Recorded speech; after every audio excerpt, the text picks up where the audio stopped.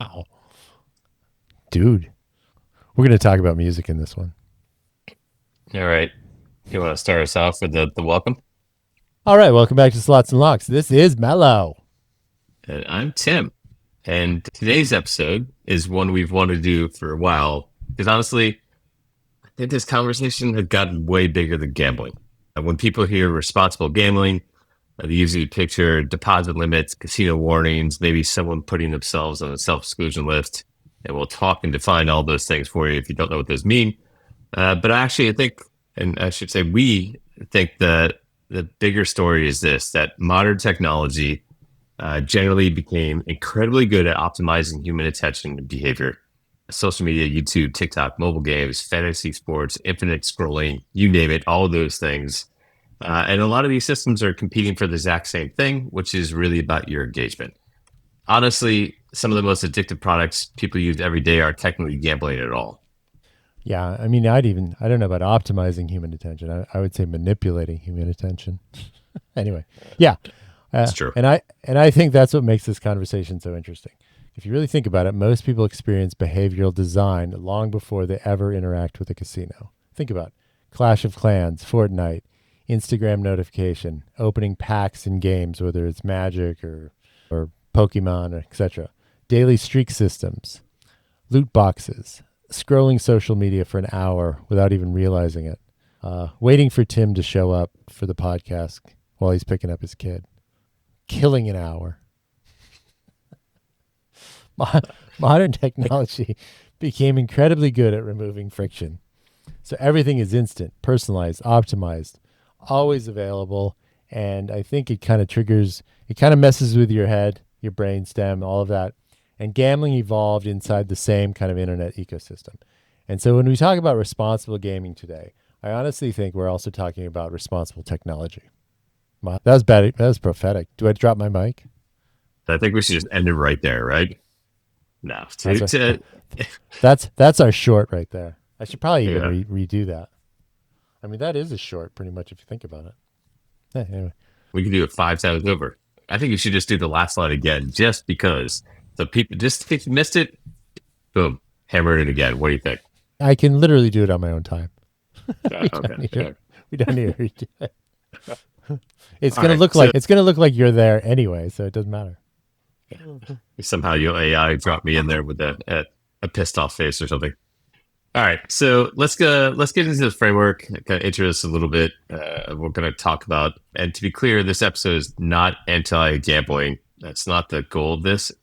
I think may appear that way, but that's not what we're discussing here. It's more broadly around playing it and doing it responsibly. So people gamble recreation all the time. And so the real conversation is what responsibility exists once products become increasingly optimized for engagement. Because modern gambling products are faster, more personalized, more data driven, more accessible, and more behavioral than ever before. Exactly. And yeah, I think it should be stressed also, Tim, that we are not pro gambling. We're not being exceedingly pro gambling or exceedingly anti gambling. We're being educational gambling. That's what we're doing. There you go. That's good. That's a good way to put it.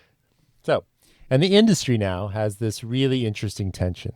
So you have on one side, you have companies optimizing for engagement, retention, session strength, and player value. And on the other side, they're also expected to promote moderation and responsible behavior. And this despite the economics of, traditionally what is considered a whale player, I think I wanted to talk to you. We'll do a show about, to classify whale players versus, the casual player. Anyway, and honestly, as this obviously makes sense, these goals conflict, right? All right. So let's hit the framework again: perception, probability, design. Perception, I'm in control. Probability, you may not be. And design is how much responsibility exists when products are intentionally designed to keep people engaged. So I think one of the biggest mistakes people make is treating gambling as completely separate from the rest of the internet. So you have modern apps, games, and platforms, and they all optimize engagement now. The Mets have been around now for probably 10 or 12 years, right? There's notifications, there's infinite scrolls, there's daily streaks, there's algorithms. Loot boxes again, Tim? Like, you got to keep dropping those in, dude. You know, it's your favorite. Ah, I'm gonna send you a site, then you're gonna just be like, "Holy crap!" There's a site just with loot boxes you open up. this is why you do the show creation. Is that what it's called? Everyone essentially is competing for attention. Everybody is competing with their content. I'm going to be the anti-content guy. And gambling evolved inside that same engagement economy, which means responsible gaming may actually be part of a much larger conversation. The internet industrialized engagement, and technology facilitated the metrics for it. So much happened. There you go. I'm going to show you something real quick, and we can cut this out. Here's the thing that you mentioned called CS:GO Roll. It's a website, and these are all loot boxes, and you can look at kind of what's in them, and they charge money, and these are the type of things you can get these things for this game, and it gives you percentages and different boxes and stuff like that you could open up of all the stuff that you can get in there for whatever price. These are loot boxes. Bloody hell. You see them all. You see them all, right? Ridiculous. Anyhow. So you have to play these games. Well, in this one, it's CS, which is Counter Strike, which is a massive game if you play it. Yeah, most likely you don't play this game. But I mean, I feel this is just going to be a teaser for a future episode. So I'll probably not edit this out. okay, so let's step back for a second and explain what responsible gaming is. We'll start with the basics because most people hear the phrase but probably don't really know what falls into it operationally. So generally includes deposit limits, cooling off periods, self-exclusion, session reminders, affordability checks, behavioral monitoring, and fundamentally, responsible gaming is really about friction, and it's a key word, friction. It basically is trying to slow you down, and you'll see why this matters in a moment because creating pauses in between that impulse and the behavior. That's what it's trying to do. Yeah, and honestly, that's a really important point too, especially because in a land-based casino, for instance, you actually have a person there that can kind of mitigate the situation, right? But Although harder. What? Harder? Harder because a lot of people are anonymous in a land-based environment unless you're playing with a player card, you know? Oh, 100%. But you're physically there, right? Yeah. And you can kind of see when the people are like belligerent, and then that becomes a problem because that's a legal situation. Anyway, but modern technology generally tries to remove this friction or create kind of like this quasi, physical kind of presence, if you will. So you have one-click purchases, instant deposits, fast gameplay, auto recommendations. You have the auto spin, which has always been an interesting thing to me because I don't think it ever really proved that players actually played more. Anyway, long story short, everyone online moves toward this convenience, right? So responsible gaming often tries to do the opposite. So they slow behavior down. They interrupt impulsive decision. They force moments of reflection. They raise red flags when you hit certain limits as to your bets. You actually can set, how much money you want to lose in a particular day. And that's why these systems exist. I do want to call out, and you can probably make a joke. So my background is in products and building a lot of these products. And obviously Melo's background is analyzing a lot of these products. But I think when you're building product, all that matters. It's like, how do you get a player from point A to B quicker? How do you reduce pain points? You don't want to have friction because you want to have a engaged, fun experience for them. And so imagine it's frustrating because the site goes down or I can't launch a game or something like that. All those things are friction points. Like it's hard to deposit it. It's hard to register. All of those things you're trying to reduce it. And even if you think outside of gaming, whether it be any of your favorite social media products that you use, the same type of thing. It's around speed. It's around engagement. It's all those things wrapped up. So the technology and people that are building technology are trying to make it fun, engaging, as fast as possible without that friction. So that's where their responsible gaming is almost at conflict sometimes with the need to build something that's frictionless in a way. So now let's get into the difficult conversation. What actually works? Because some responsible gaming tools generally help people But we need to be honest here that some systems feel more like compliance theater than meaningful intervention. A pop-up saying you've been playing for an hour doesn't necessarily change behavior for someone that's already emotionally engaged. Yeah, exactly. And I think the industry is still learning the difference between checking a regulatory box versus meaningfully changing player outcomes. And I think what also ends up happening, because these are not always the same thing, I think once the government sort of reacts in a sort of harsh way, for instance, high taxation, like in the UK right now, they obviously did not do their regulatory box checking very well.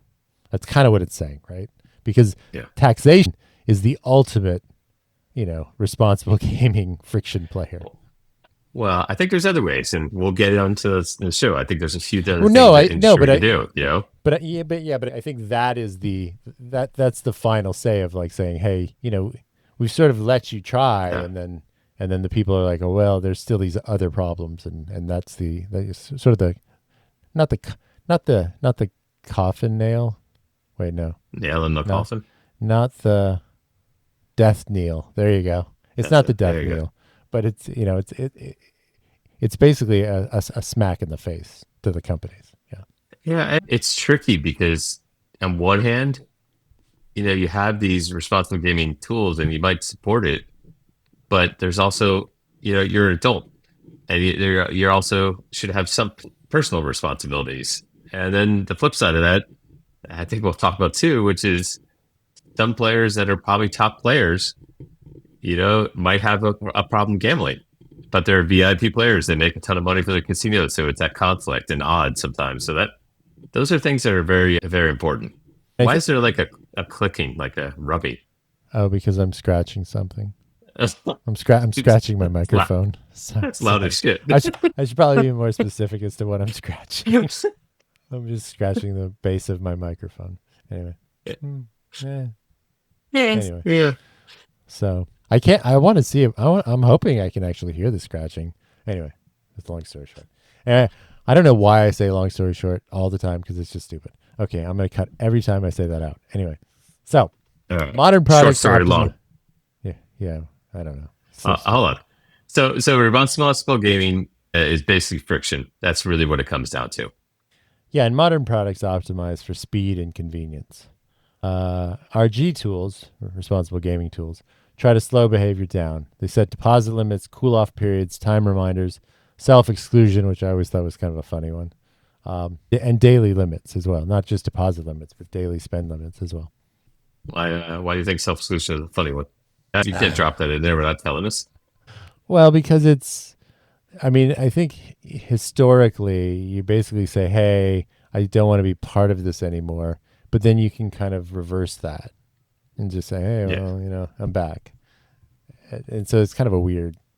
Yeah. Well, I think some of self-exclusion, you could do it for a time period. Like, I don't want to play for a year in a way. So you're not fully self-excluding yourself. Maybe it's the wrong term, but No, anyhow. it's like All right.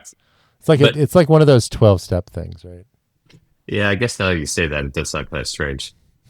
Like all of a sudden, like step number 9 means you can have another beer. You know what I mean? Not to mention, I think you could just open up another account with a different, name. Well, KYC should deal with that unless you're stealing the identity of somebody. Right? True, true, true. I mean, how many Twitter handles did you have? One, and I never really went on there anyways. I never liked that product. It made no sense to me. At Tim Product God. Hit me up. Anyway, so That I'm would be sorry. funny. All right. So ultimately, they're trying to create pauses between impulse and action. Yes, and responsible gaming often makes gambling less frictionless. Yeah. So let's talk about the conversation gets a little bit uncomfortable here because gambling companies simultaneously optimize for engagement, retention, session length, player value, while also being expected to moderate behavior. And that's I think a real tension point. And I think it's important to acknowledge that openly, right? Because I think modern gambling products are incredibly sophisticated. The operators understand player segmentation, behavior tracking, spending patterns, session escalations. They do a lot of A/B testing, I think. I hope. Anyway, the technology is extremely advanced now. Yeah, which raises a really interesting question if platforms are going to identify risky behavior, chasing losses, escalating sessions, at what point do they have a responsibility to intervene? Because AI and where we're headed to and behavioral monitoring are already capable of detecting a lot of this. Yeah, and this is where the conversation starts overlapping with the broader internet platform and tech engagement as well. So you have social media algorithms optimize engagement, streaming platforms optimize watch time, and mobile games optimize retention. So gambling isn't unique in optimizing behavior. It's just dealing with higher financial consequences, and it has like thousands of years of experience in this. Exactly. Literally. So, well, definitely. So let's talk about one area that's starting to gain some traction, which is around kind of credit cards and financial friction. And I think one of the clearest responsible gaming debates in our industry right now is around these credit cards. And recently, there's an article that we're happy to link to here that Sweden recently moved further towards restricting gambling funneled through credit. Which honestly, if Chris could just stop scratching, we'd be good to go. No, which honestly raises a very reasonable question: should gambling ever be funded by borrowed money? Because credit changes the psychology completely. Now you're not just asking for disposable income, the amount somebody is actually willing to lose. You're actually risking future money, which creates debt, which then creates interest, and then you have future obligations to pay that all back. So, and that changes the nature of the risk. Yeah, and I think reasonable people can disagree here. Some argue adults should have financial freedom. Others argue credit fundamentally increases harm potential.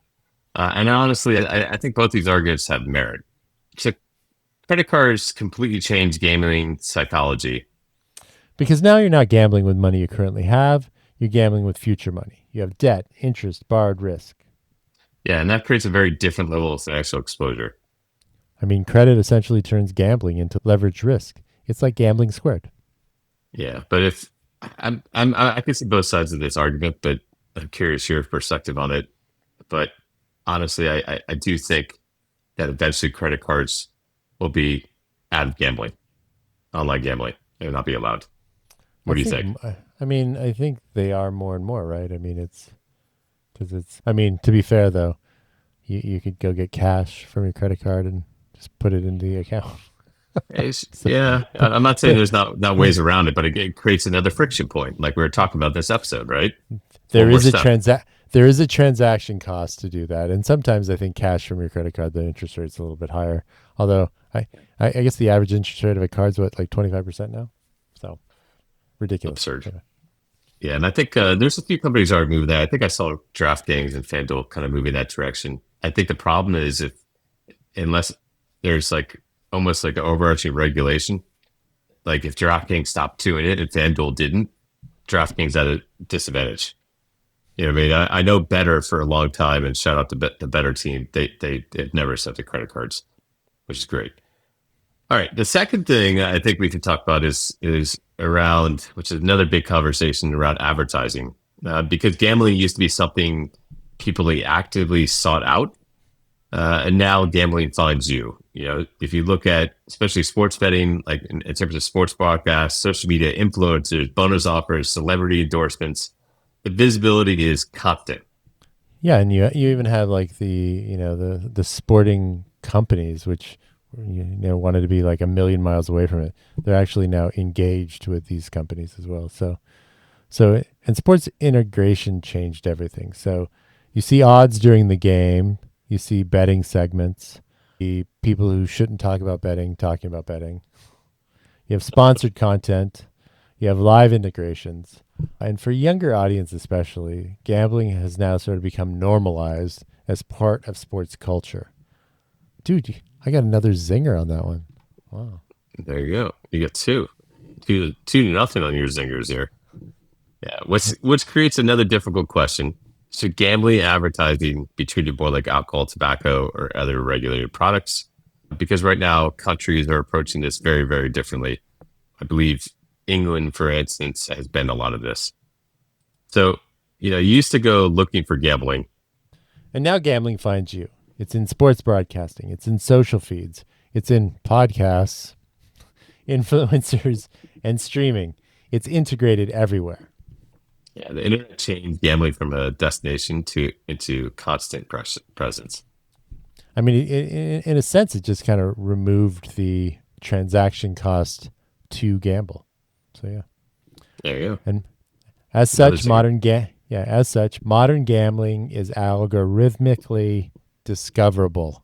Yeah, that's freaking a pain in the ass to say. Kalamba. Calamba.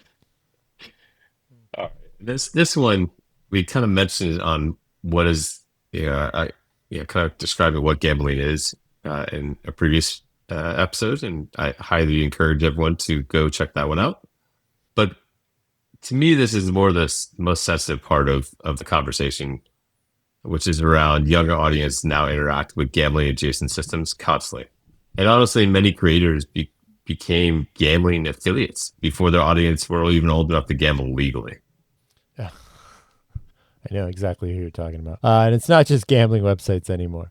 Fortnite economies, Roblox casinos, loot boxes, skin gambling, pack openings. Kids now experience chance, rarity, near misses, spinning, randomized rewards before they even understanding gambling definitions. And now they're brought into the gambling ecosphere, and now they're brought into the gambling ecosphere. Ecosphere, There is you that go. correct? Yeah, all right. Okay. Yeah, you got it And right. now they're brought into the gambling ecosphere from their trusted influencers when they were children. And I should say we keep saying the word skin, which sounds really strange, but it's basically an avatar, like fake, fake outfits and things like that. Yeah, so I just want to call that one out. Yeah, and then and related to everything you just said is it creates this huge shift culturally. Casino psychology escaped the casino years ago. I feel like we mentioned this a while back, and now exists across gaming, social media, streaming, digital economies. And ultimately, I think one of the craziest things about the internet era is that kids now learn gambling mechanics before they even learn gambling laws. I mean, yeah, I think they learn it technologically. I mean, especially through these loot box websites, Your blocks favorite, economies. Excuse me.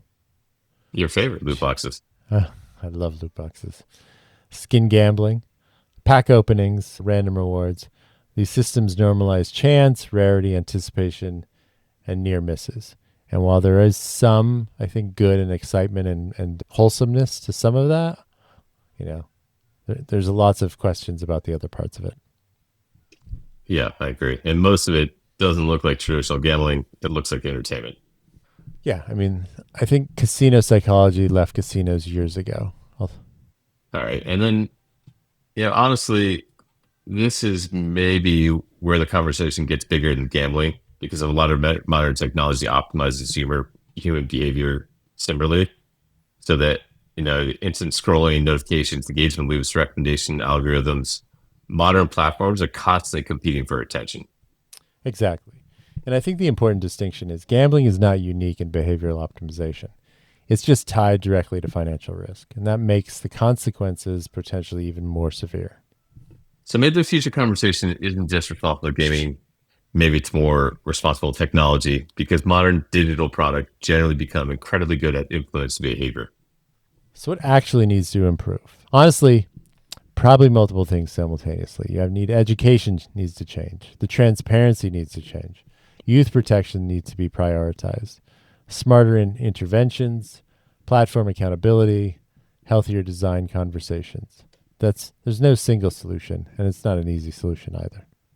Yeah, and I also think the conversation has to stay nuanced because personal responsibility matters too. Adults should have freedom, but companies also understand behavioral psychology better than ever before. So the real challenge becomes where should responsibility start and stop? And I don't even know if this conversation is just about gambling really anymore, right? No, it's about social media, mobile games, streaming platforms, gambling apps. Modern technology generally optimizes engagement. Yeah, the difference is gambling carries direct financial risk on top of the behavioral optimization. Maybe the future conversation isn't just responsible gaming. Maybe it's responsible technology. All right, so now the biggest takeaway is this: the internet changed gambling faster than responsible gaming evolved, and now the gambling exists inside a much larger ecosystem of behavioral technology. And that means the future conversation probably isn't just how do we regulate gambling? It's how do we responsibly design systems competing for human attention, which includes gambling. And thank God for editing, right? I don't even, yeah, well, yeah, I mean, thank God, yeah. I mean, I don't know how we would have done this. I mean, I don't even know how I did it in the first episode. So anyway, yeah, it's so Two much word easier now. statements. Yeah, I know, right? All right. Uh, So let's talk about questions for our audience. Where should responsibility start and stop? Where do you think they should start and stop? You know, operators, platforms, influencers, players, parents. and what Tell us what you think. and what responsibility should modern technology companies have when optimizing engagement? I mean, a casino operator can't, I mean, casino operators have lots of flexibility, like physical casino operators have lots of flexibility as to, how they can increase engagement, hence free drinks and stuff like that. But they've been held account on when that gets a little bit ridiculous. So the same should apply, I think, for the digital world. But to your point, Tim, I mean, adults should be allowed to do certain adult things, but I mean, to what end, right? Well, we'll just jump a little, almost like factoid here. I think a lot of people in the industry, probably gonna be some people that disagree with this statement, but because of the conflict between like VIPs and problem gambler, and some of the problem gamblers could be VIPs, I think there's just a thinking that if we put too many controls or be too intrusive, that it's going to create an environment where no one's going to gamble us. We're not going to make money and we're going to lose profits. But there are some studies out there, some data out there that if you have good responsibility controls and you have a player that you actively try to not let them get out of control, they'll be a player for longer and spend more money in the long run. Versus a player that all of a sudden deposits, $100, loses that, and deposits $100, another $100, and they have, problem gambling type of behavior, or what appears like, that type of behavior. They might immediately go out the door. They might actually go to their credit card and say it was fraudulent, and that would impact the operators. So if you can keep them engaged, but responsibly, it does actually lend more towards a longer and a higher LTV in the long run, LTV and lifetime value of the player. Yeah, I would double down on that statement and say like abusive engagement practices, and that could be through digital means, what's those engines, like where they kind of like spit at you like you played this game, you could also play this game. I mean, I feel those things in the long run do not pay off. I mean, it's the tried and true methods of being, a good operator to a good customer that will generally, I think, in the long run, be much beneficial for the long term value. Yeah, that goes into the game discovery of a different episode. But let us know what you think. Love to hear from you. Drop us a comment, give us a like, and as always, always gamble responsibly. Don't bet more than you can afford. And this is explicitly for educational purposes. I didn't know what adjective to put there. So yeah, I never really understood. I mean, we can banter out here a little bit. I never really understood the whole premise of the recommendation engine. I mean, I get it for like Netflix. I never got it for a slot game because slot players were like so dead set on their game. So they well, it's less about the slot game too. And some people burn out of slot games and want to play other games. And if you have, I think that episode we did 4,000 slot games, you might have to search around for the next slot game you want to play because you're bored with that one game that even if you go back to it, maybe today you don't want to play it. And so if you had to find another game that you would like out of the 4,000 games, it's kind of ridiculous, right? You might not find it. I don't know. I mean, I think, isn't there some value in discovery? I mean, well, that's a balance. Could you go on a scavenger hunt if you knew where everything was? All right, I'm going to give you an example of something I learned when I did a master's, and to maybe echo or answer what you just said. So I think it was like Target sent like those books like mailers where they have art like hey deals and what's for sale and stuff like that in their store. Yeah. So they sent it to a father, and he got this like pamphlet. And in the pamphlet, there was a bunch of stuff about babies, like strollers and stuff like that. He called Target and was complaining Like, why am I getting all this shit like this? And turns out the daughter was actually had it, didn't even know she was pregnant, and didn't tell her father that she was pregnant. I think it was like a teenage pregnancy or something like that. And based off some data they had, they ended up sending a bunch of stuff about, strollers and things like that. They realized how intrusive that was. And so what they did is realize that you can't be totally personalized, and specifically you had to cater to discovery as well. And so they had to layer in strollers within other stuff so it didn't look like it was completely targeted for you. And so if you see like a lot of these things, like whether it be Netflix or stuff like that, it's not all about here's we know you're going to like this. It allows for discovery of different things as well. Oh, that's interesting. I mean, is that true? Or is it, I mean, It does. They I learned a mean, long yeah. time with the algorithm. They introduce things that you might not like as well as part of it. Well, I know. I do remember the Target thing. I think that's sort of an infamous story of being a little bit too intrusive in your analytics. So interesting. So there's like a plausible deniability, you know, recommendation. Yeah, but no, but I think the more broader thing is you have to add the ability to make it easy to find stuff and look for stuff. And, like one day I might want a Egyptian style game, and the other one I want a Roman style game. So, you know, So the analytics is saying, hey, you may want a baby stroller, you may want some formula, but hey, you might be also building a deck. So here's some awesome nails. or you could just put random things in there, that look, and it makes it seem like that they're completely unrelated, which they are, right? Oh, to be fun. Wouldn't it be fun to build that model? I think it would actually. Just think about the randomness you'd put in there. Like, oh, we know this customer is this, but we're gonna throw in something completely wild in here. I'm not gonna be specific as to what I did to my brother for his Netflix algorithm. But Oh, for like 4 months, I lived with my brother when I was in Vegas when I worked there, and so I'd go on his Netflix and I would just basically spike it with a particular type of programming. So he would get all these weird recommendations. I mean, I highly recommend doing that. it kind of reminds me of the things where if you had a friend you want to mess with, you'd sign up for a bunch of newsletters that would get mailed to his house or Oh her my house. god, dude! You know my best gag went back in the days when you could just set up a you basically they would have these things in supermarkets where they would have like magazines of various things, and most of them were sort of embarrassing, and one was bedwetting. So if somebody like upset me, like in high school or college, I would get to the bedwetting whatever and fill it out for them and send it in with their phone number and their address, and they'd get inundated with like bedwetting issues. Such a good prank. It's hard to do that prank nowadays, don't you think?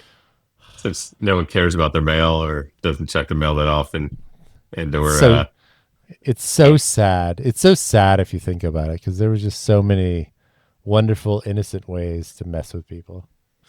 all that stuff is filtered out anyways, So it's like, Well, yeah. Now, when that same energy is basically done on gas station drug, you know, gas station drugs, or these gambling, question marks, or investment scams. I mean, that's where the they didn't get it out of their system when they were younger, so now they have to do it while they're older.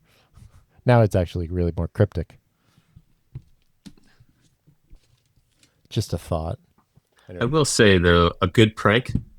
I yeah. just want to call this out because I don't know if you ever watch pranks online, but a good prank makes the person being pranked laugh.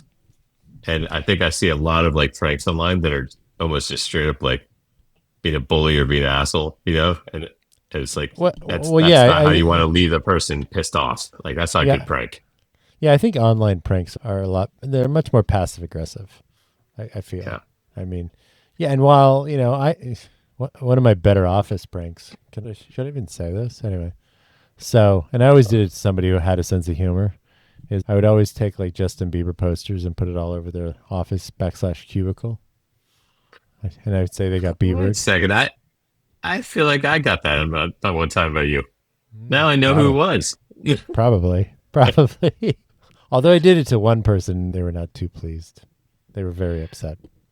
So I Well, apologize. I apologize to that one person who I will not name. that's where you know your audience, right? Oh no, I'm pretty sure I wanted to piss that guy off. Oh well, he should apologize. See that I think it's intent as well, right? But it can be misinterpreted depending on how you do it. If like you did a prank on me, I wouldn't really care. But there's a line, like right, that if you did the same prank or you kept pranking me every hour out of the day in the office, then that's probably crossing the line a bit, right? I mean, I So once it's a got fine line. pranked. Yeah. I mean, I once got pranked and it was a simple prank. It was just basically he unplugged he like switched some of the cables of my monitor and stuff and my dock. And I really didn't know how any of that worked. And so I was like frustrated because I couldn't put it back together. Yeah, but once you realize that if someone helps you put it back together, you probably laugh about it. No, it was a perfectly fine prank. It was funny actually. But but yeah, at the time I'm like, oh, I don't even I felt like an idiot actually. I'm like, I don't even know how this Even works. better, the Yeah. double bonus. You don't know Yeah. how to Yeah. plug in the right wires. That's probably why your microphone never works, huh? I told you my microphone don't work Your because microwave, huh? it can't my microwave because it goes to different programs and it gets all flustered. So like the thing we record in has a set microphone, but you know Windows also has a set microphone, and so if you go to Zoom, then it kind of throws it off, and then there's a Bluetooth issue in there as well, and so yeah, technology is not it's not simple anymore. I just Yeah. Sometimes it doesn't work how you want it to. Yeah. That's I would say bad design by the product person. yeah, I mean I you know I live in a Fortnite world with my Ultima 5 brain. Do you know that reference? I do not, but Ultima 5, is that Nissan? No, Ultima 5 is a video game Yeah. from the 1988. Hmm. Just Wikipedia that shit. I mean, it sort of looks like Zelda in a Atari world, Interesting. You're in the but entire world and that Fortnite but universe. I freaking loved it. There's some classic games I love too. It was one of the reasons why I didn't get a 4.0 in high school. Because of video games? So in my junior year, so yeah, you know, I think my GPA my junior year was like a 2 something in high school. Jeez. Keep in mind though, I turned 16 as well, and you know, and I didn't go to class. Like back then, if you could miss up to 20 classes before somebody cared. Oh, the 80s, it was so much fun. And then you know, and so I document how many times I would miss a class, and sometimes you mess up, like sometimes you get over the 20 or whatever, and then I'd have to call my parents and say, hey, I missed a class today, and they're like, yeah, so I'm like, well, it's my 21st class I missed. So yeah. My thing is when I became a senior, I turned 18 and I could sign myself out. And my parents hadn't signed something, they signed it. And then pretty much after lunch every day, I used to leave and sign myself out. It was an excused absence. And they See, couldn't you're call my yeah, parents, you know. yeah, yeah. See, your freedom was at 18. My I didn't graduate, I mean, I was in college at 17. So yeah, so I never got to experience that. There you go.